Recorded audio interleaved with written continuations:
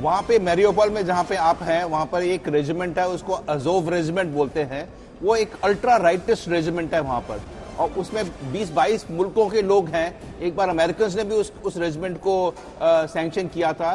तो क्या वो रेजिमेंट मैरियोपोल में अजोव रेजिमेंट अभी भी है कि वो लोग गुम हो गए?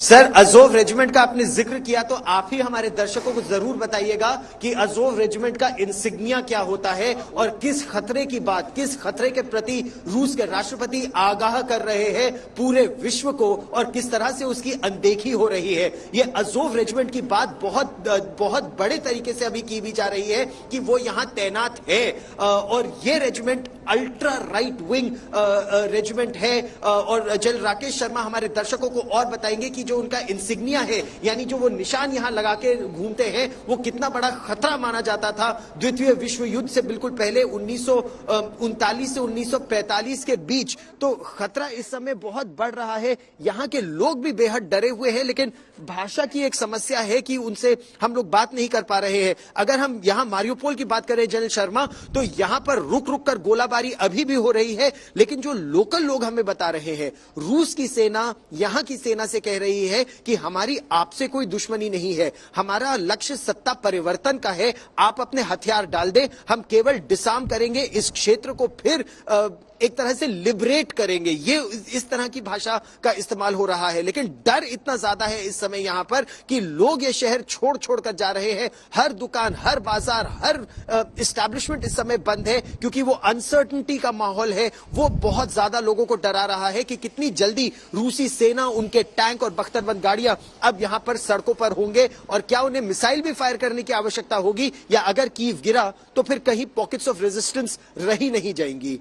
ये पॉकेट्स ऑफ रेजिस्टेंस की जो बात कर रहे हैं, जो एम्बेसडर केसी सिंह भी कर रहे थे, एम्बेसडर डोगरा, ये समझाइए कि ये 36 घंटे और 96 घंटे की जंग है, या फिर ये एक लंबी जंग की आगाज है जिसको रोकने की कोशिश तो सबने की लेकिन रुक नहीं पाया?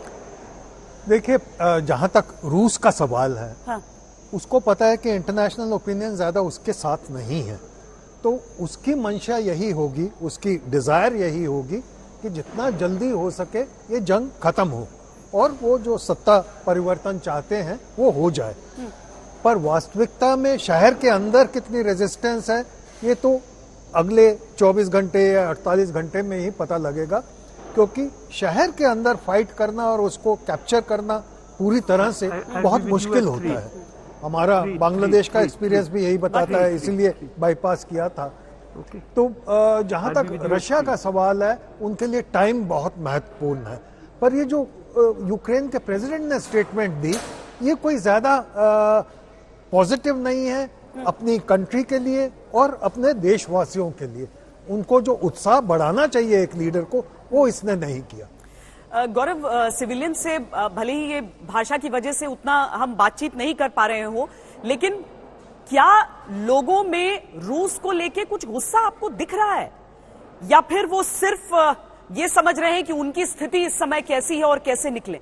क्योंकि सिर्फ एक सेना के मुकाबले की बात नहीं होगी, बात उन लोगों के मन की भी होगी कि वो रूस के घुसपैठ को अतिक्रमण देख रहे हैं या फिर किस तरीके से समझ रहे हैं। अभी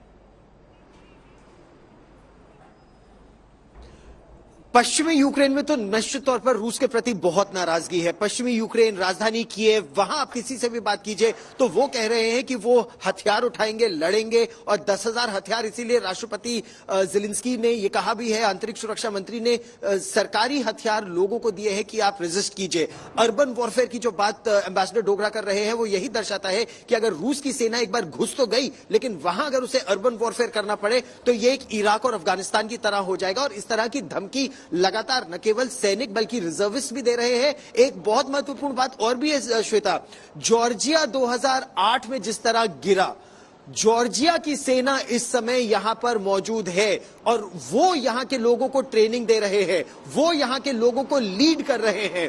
कुछ अब मेरे को मालूम नहीं वो असल में यूएस मरीन्स थे, हैं अफगानिस्तान के वेटरन्स, लेकिन अमेरिकी सैनिक, पूर्व सैनिक, कुछ कॉन्ट्रैक्टर्स वो यहां पर है, लोगों को ट्रेनिंग दे रहे हैं अपनी निजी कैपेसिटी में। ऑफिशियली वो अमेरिकन आर्मी या मरीन्स में नहीं है, तो वो लोग भी जमीन पर है। लेकिन क्या इतनी जल्दी वो लोगों को तैयार कर पाएंगे प्रशिक्षित रूस की सेना के साथ लोहा लेने के लिए?